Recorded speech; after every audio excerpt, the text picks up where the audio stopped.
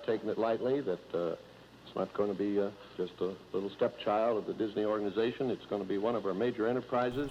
Sound like a amusement park owner or a politician. Shooting Walt's lead-ins was quite the challenge. When Walt started shooting episodes for Disneyland, he decided to take on the added expense and shoot them in color.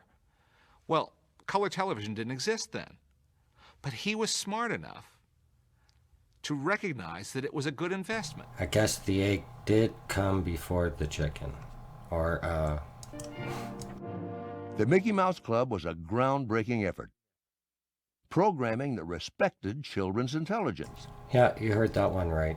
Programming children. I'd say about 80% of what he had fleshed out in his own handwriting for this show is what we saw on the air. He wanted us to call him and refer to him as Uncle Walt. Any parents out there finding this just a little bit weird? I understand that he would take his producers around the neighborhood and he would go to the playgrounds and the school areas and say, see those kids over there? That's what I want to be a Mouseketeer. Well, what he meant was the kids next door. He didn't want any slick professionals. As a child, he was very much interested in making sure that I wasn't being taken advantage of, and that I always felt that he was concerned that I was having a good time, you know. I don't know. He seemed to have something wrong with him.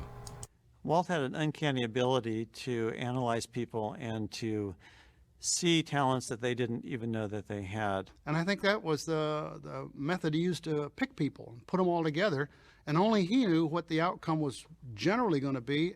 And you think, what is it that makes this man special? I mean, he's just an ordinary man. And then suddenly he'd come out with the most brilliant suggestion, and you'd think, why hadn't I thought of that? Because you're probably not thinking how to enslave the masses. Maybe. In fact, we used many of the techniques we had learned in the films and applied it to actual third dimension. And when we set up a kind of story in our own mind about what it was, we would establish an imaginary long shot as if we were taking it with motion pictures. Starting to feel like I'm just living their imaginations. I can remember him saying that, you know, Dick, this picture business is tough because when you finish a movie and you put it in the can, it's finished. But Disneyland will never be finished. We can always make it better. The studio witnessed a massive expansion in the 1950s. Gross revenue zoomed from $6 million in 1950 to $70 million near the end of the decade. Through it all, staffers were stunned that Walt was able to nurture ideas for years, even decades. A cartoon he had drawn in high school inspired a scene in Peter Pan. The little chow dog that Walt had given to Lily in a hat box grew into a sequence in Lady and the Tramp. And we wonder why we're given symbols in movies, you know, relationships to the past. He never forgot anything. You had to be careful of something you said 3 years ago. He might bring it out 3 years later. I'm hoping other truthers are catching this. It's not just about flat Earth. This ties it together. Walt's first big live-action film production in the United States was 20,000 Leagues Under the Sea.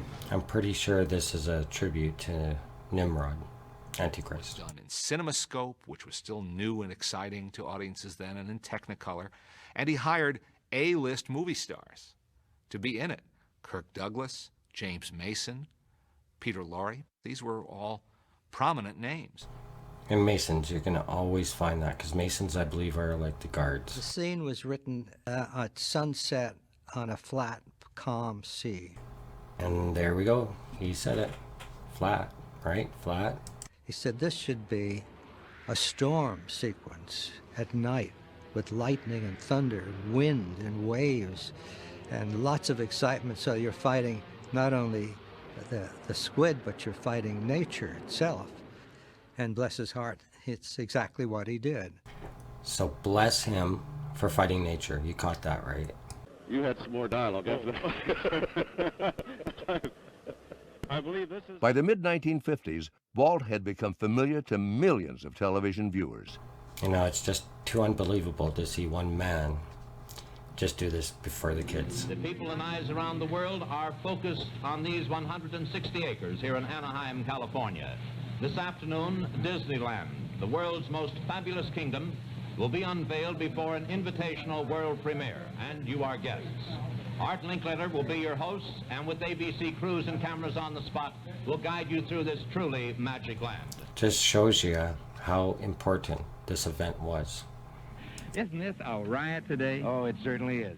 Center of Main Street, ready for the official opening ceremonies. And Reagan became a president after this, and that's what he thought.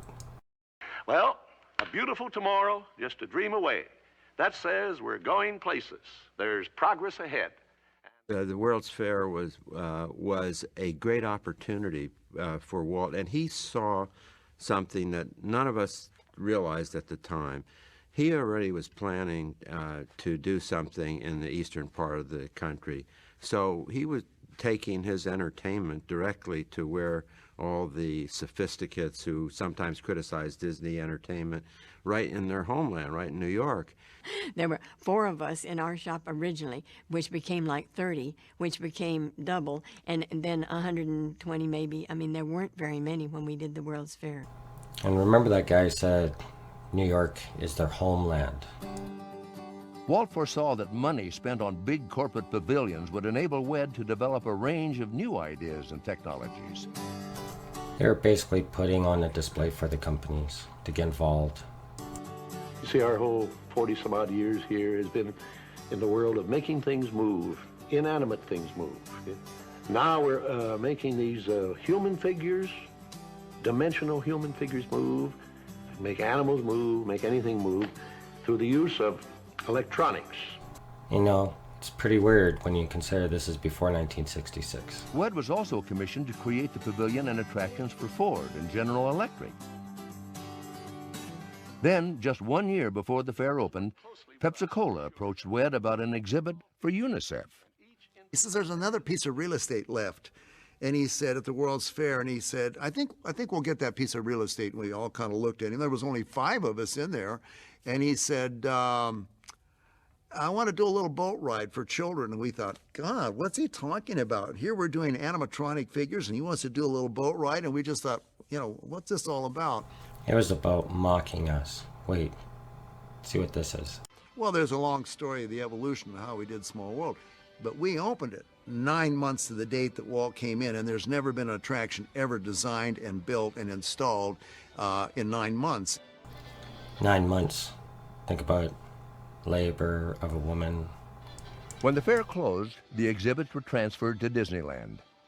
Walt got what he wanted, the General Electric Carousel of Progress and the dinosaurs and from the Ford Pavilion and It's a Small World that Pepsi-Cola paid for, and the Lincoln Show, all came back to Disneyland, and we had great new entertainment, and the companies got what they wanted, which was the association and the goodwill from the Disney name. And what do we get out of it? We got this globe. The entire Disney team has been called on to develop entertaining and exciting attractions. As Walt's attention was diverted by television, Disneyland, and the World's Fair, motion pictures were no longer his principal concern, with one exception. Are you seeing how they're slowly piecing together their prison? But he inspired them with Mary Poppins. He challenged them to rise to new heights and got the very best they had to give. And then I think, well, God must have sat in the room with us, and we wrote this song, Feed the Birds, Tuppence a Bag. They even have the gall to blame God. We felt very strongly about it. And one of the first things we ever played for Walt, we said that we feel that the theme of the picture could be doing that little extra something. Feed the birds, tuppence a bag. If you didn't get it, we are the birds in that, right? Tuppence, tuppence, tuppence a bag. Fridays after work, we'd come down to the office and we'd talk a while. Then he'd look through the north window and he'd say, play it. And we knew what he meant. See, they knew what he meant. didn't tell us, but they knew.